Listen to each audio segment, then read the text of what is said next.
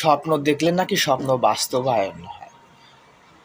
আমি স্বপ্ন দিন শেষেও দেখি, রাত শুরুতেও দেখি। তারপরেও স্বপ্নের জায়গায় থাকে, বাস্তবায়ন আর হয় না। এই হচ্ছে আমার জীবনের অবস্থা। যারা স্বপ্ন দেখে না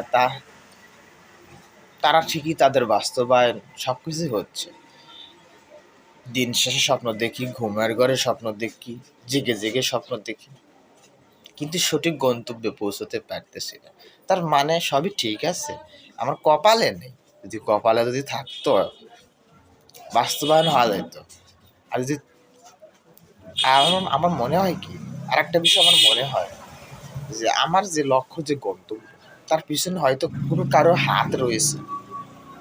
বর্তমানে বর্তমানে দেশে যদি কোনো একটা কিছু হয়েও যায়, যদি কোথাও আগুন লাগে, কোথাও দুর্ঘটনা ঘটে, যদি কোথাও কিছু হয়,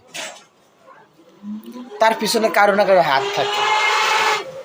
হয় রাজনীতির ব্যানারে কারো হাত থাকে, বা বিরোধী দলের পক্ষ থেকে কারো হাত থাকে।